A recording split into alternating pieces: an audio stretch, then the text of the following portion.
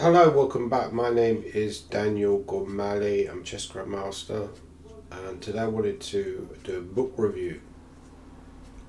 So actually, I was mentioned earlier that I met some famous people when I was younger. So when I was younger, one of my best friends, he lived next door to Jude Law, who turned out to be a famous actor. So I met Jude Law briefly. His sister as well. Obviously, a lot of people have relatives. Weirdly enough. Um, and also met, well, he has a sister, I should say.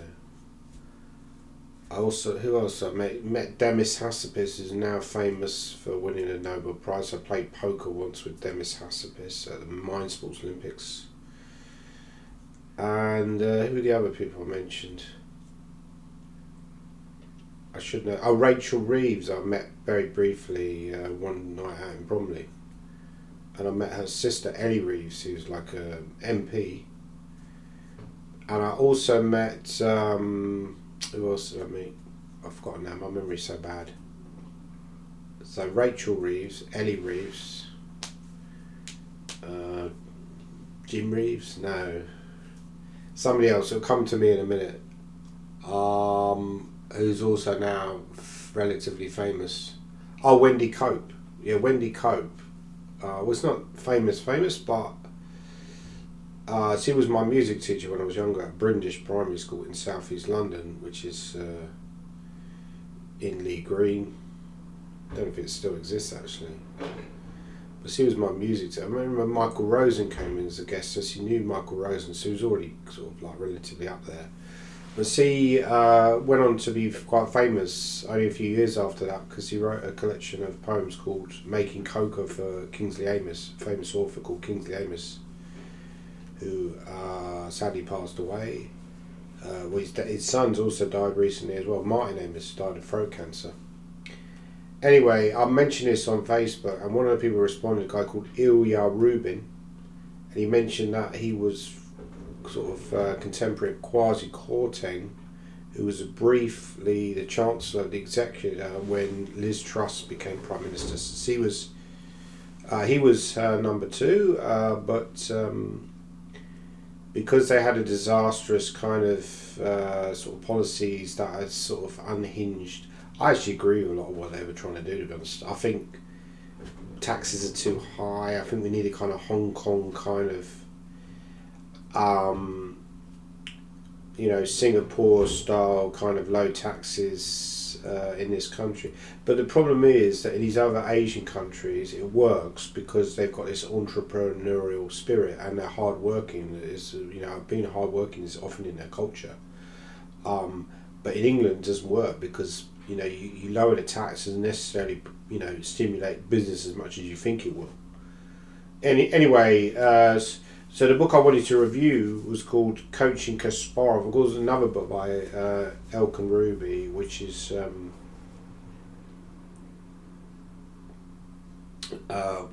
famous book about the Soviet championships. But I wanted to review this book, which is quite interesting, by Alexander Nikitin, who was a Soviet grandmaster, Russian grandmaster, and Garry Kasparov's coach for a number of years. Although, to be honest, I think he was more relevant in the early years of Kasparov's education as a chess player. I got the sense when I was reading the book that he was kind of marginalised. So there's a picture of him on the front, and I believe that's from the training camp in Baku. I can't be certain. But you got Garry Kasparov in the middle looking like he's training for a boxing title fight. And you got Nikitin is wearing a t-shirt number 85 there, and I'm not sure who the other guy is next to him. I presume that's also a chess player. But Nikitin sadly died in 2022, so a lot of the people who are in Kasparov's inner circle passed away. So his mum died, who was obviously a famously powerful figure within his circle. His mum, Clara Kasparov, died a few years ago, maybe a couple of years ago or something like that. And also Yuri Dokoyan, who was kind of like the next Nikitin, who was like his coach later on, as second later on for Kasparov in the later part of his career, died during the COVID lockdown. And also, Garry Kasparov wasn't a nice tidbit of information. If you're not aware of this, Garry Kasparov wasn't originally called Garry Kasparov. This was discussed in the first volume, which I reviewed for Chess Monthly, I believe, or one of these chess magazines. He was originally called Gary Weinstein, or Harry Weinstein, I believe. It's sort of was his nickname. His nickname was Harry, but he was called Gary Weinstein because his dad was called Weinstein. Not sure what his dad's first name was, but I believe his dad was Armenian and the mum was Azerbaijani. And the dad died fairly young. I'm not sure what he died of. Maybe it was a respiratory illness or something like that. So Gary was born in Baku. I believe he grew up in Baku in Azerbaijan. So that's a kind of like a port city on the Black Sea. Sorry, on the Caspian Sea, I think it is. Shows, my mind's all over the place. So he was called the boy from Baku, but his dad died when he was quite young. And they said to him, well, you're getting this kind of like, your dad's name's Jewish, right? Weinstein is Jewish, so it's probably going to get more sort of favours, or it's going to be easier for you if you change your name to your mother's maiden name, which was Kasparova. So he changed it to Garry Kasparov. But yeah, it's an interesting book. It does, so the first 100 pages really talk about the association that Nikitin had with Kasparov in the period from 1982 to 1990, and then the rest of the book is made up of annotations of games. Some of them are training games that haven't been seen before, and the first time you've seen them is in this book. So for example, in the first book, he gave an extensive kind of overview of this match that Kasparov had against Mikhail Tal. I mean, who wouldn't want to read about a match that Garry Kasparov had with Mikhail Tal? And yeah, I think the only reason that he was able to record all of those games was actually Garry Kasparov's phenomenal memory. He memorised all the games from that Blitz match, and he sort of dictated them from memory, I think, the next day. So that was an interesting piece of information as well. Obviously, Garry Kasparov, without question, is one of the best players in history, no question about it. Some nice pictures in the book as well, in the middle of the book. Let me go to where they put the pictures. So there's a nice picture there of him with two of his contemporaries, Karpov and Korchnoi. Of course, Korchnoi no longer with us as well. Very kind of competitive people, extremely competitive people. And I think Karpov liked to play card games as well. Garry Kasparov played card games. So what would I say about this book? I think it's a very, very good book, to be honest. I grew up like idolising these people like Kasparov, like Anand, like Nigel Shaw. From that era, obviously Karpov. Probably more Kasparov than Karpov though, because I think by that point Karpov's period of dominance was kind of over. And then I was sort of like got into players like Ivanchuk and Anand a little bit later. Bobby Fischer as well is obviously a name you always associate with Garry Kasparov. Weirdly enough, even though they never played. Similarly, very interesting characters, very powerful personalities. So yeah, I mean, in my opinion, Nikitin is obviously like a bit of a genius coach, right? I mean, you get that through the book. Admittedly, the first sort of like 100 pages are kind of similar to stuff that I've read before about, these Karpov-Kasparov matches were incredibly well documented at the time, and obviously going forward you had that famous book, My Great Predecessors. They've been analysed to death. All the circumstances around about the postponement of the match. It's interesting now that these World Chess Championship matches are getting shorter and shorter. So if you go back to 1984, the match lasted 48 games. I believe the first match. Now Karpov, it seemed like, Nikitin mentioned this, that it seemed like Karpov was the one who wanted to postpone it because he was exhausted. He got to 5-0 in the match. He quite quickly got to 4-0 and then eventually got to 5-0, maybe some 16 games later. But then failed to win another game, and Kasparov pulled it back to 5-3. So at that point, what would have happened? We don't know, because history basically records that the match was suspended at that point. Campomanes came in, and he I think he was asked by the Russian Chess Federation, head of the Russian Chess Federation, or Soviet Chess Federation, as it would have been then, to suspend the match because they were afraid that Karpov was going to lose from being 5-0 up. And he does mention, very important point in that match, that Karpov was trying for perfection. Like, if he'd have just tried to win, and Kasparov's mentioned this himself, if he'd just tried to win just a game and would have taken more risks, he would have won that match, having been 5-0 up. It's amazing, actually, that he didn't win the match from being 5-0 up. Even now, you're thinking about it, it's crazy. It makes me wonder whether Bobby Fischer's allegations about the match being fixed has actually got some truth to it. But it's hard to believe that people would sit there for, days on end coming up with these games. And but it's a fascinating period of chess history. I mean, I do think it's probably a golden age, all that Kasparov, Karpov stuff, Fischer before that. I think we're moving out of that now. We're moving more into the celebrity phase. People are more obsessed about these stories that come out, like Kramnik is doing this, or there's some phone incidents, or someone's punching this, and there's all these stories on Chess Reddit, and obviously there's all this YouTube stuff and Instagram, and in a way it's interesting actually in the book, because Nikitin kind of mentions the sort of tipping point for this was that after I think it was the first or the second match where Kasparov won, where it's like the first match he won was in 1985. He then became very sort of like concerned with popularising chess, and he may have started this revolution that's led to all this madness that's going on at the moment. It's interesting concept.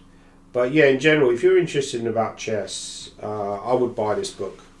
I think it's a really good book. I'm going to link the sort of like, you may well have read a lot of these. You may well have seen a lot of these games before. Admittedly, I mean, I must admit, because I'm like a keen chess fan, I've seen a lot of these games. I've seen the annotations to these games. I've seen them in videos and stuff like that. But it's still worth reading it again. You've got the volume here. You've got nice volume. You've got additional games that you may not have seen before. So I spoke with this guy, Ilya Rubin, and from what I'm aware, that he does a lot of these books. He doesn't really do advances. He more done on kind of royalties. So if he's Russian, by the way, but living in England. It's more done on what royalties you get, and you share that with the author. So he kind of like, he sorts out the publishing side of it, the printing. And then you get like a kind of royalty as the books are printed. So it seems to work out well for both parties, from what I'm gathering. And actually, from what I was hearing, probably most authors are getting more than what they would get with a normal publisher, or as long as they're patient and they don't mind not getting an advance. So I'd probably try and do like a book for them at some point if I ever write another chess book. I'm currently writing another chess book, but that's for a different publisher at the moment. But that'll probably soon be finished. So if I go on to another one, then it could well be with Elk and Ruby, hopefully. But of course, they've got this very famous. I've got to be careful actually, because I mentioned this. I got this kind of cold, and I did this sort of sneeze the other day on camera, and people got offended. It's like, oh, it's disgusting. It's got this snot and all this kind of stuff. But yeah, I mentioned his Soviet book. It was a very famous book actually. I'll have to read that at some point. But yeah, although the Kasparov stuff has been done to death, we all know about Kasparov, I'd still rate this book. I'm not going to give it scores out of 10 or anything like that, because I think that's ridiculous. But yeah, just to mention some stuff at the back. The present volume contains 39 fully annotated games. These include 20 secret training games that Kasparov played against his grandmaster coaches Yevgeny Vladimirov and Gennady Timoshenko in 1982-1983. They've never before been published, which are annotated by Grandmaster Dorian Rogozenko, national coach of the German Chess Federation, captain of the German national team. These games are provided by the Kasparov family, especially for the 2020 edition of his book. So he obviously gave his blessing, Kasparov. He could have said, look, no, these games, I don't want you to put them in. But he's retired now, from more or less retired from competitive play, so he doesn't really care. Kasparov's legendary opening repertoire, which was to define trends in chess theory, very, very true actually, an incredibly well prepared player. But also he had a kind of bouncy opening repertoire. There was a lot of vigour behind it, right? You get an impression with some of these players today, they prepare very well, but they don't have that kind of bite that Kasparov had. You always feel like there was some sort of kind of really like aggressiveness. It was almost like a pit bull, human chess pit bull.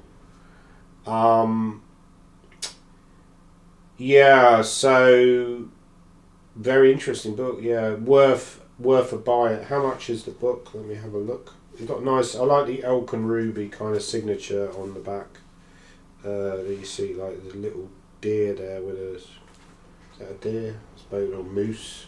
Looks more like a deer, doesn't it? Well, it's an elk. Sorry. I was watching a documentary actually about. Obviously, it's an elk. Yeah, of course it's an elk, but they're related to deers and mooses. Yeah, I'm not sure actually how much does it cost. I bought it on eBay. I think I buy everything on eBay now. Like if I buy like a chess book, because I don't really like buying stuff online. But the thing is, with chess books, there's nowhere around here that sells chess books more, or not good chess books. I think there's Waterstones in Newcastle, but if you want a specific chess book, you can't. I don't know where you could buy them around here. So you have to buy them online basically. Yeah, elk. I once watched an interesting documentary about Irish elks because they were like huge things. This is back in the sort of prehistoric era, you know, or I think men did exist by then. I think we're talking about maybe 5,000 years ago, and there was kind of a bridge between Ireland and England, the Irish elk. But the bridge kind of closed, so maybe that led to them dying out or something. But yeah, watch documentaries about stuff like that. Very interesting. Anyway, we've established this now. But that's my review of the book. I think it's very good. Obviously, Kasparov, one of the greatest players in history. And, still very active now on Twitter. Sad to say, R.I.P. Alexander Nikitin.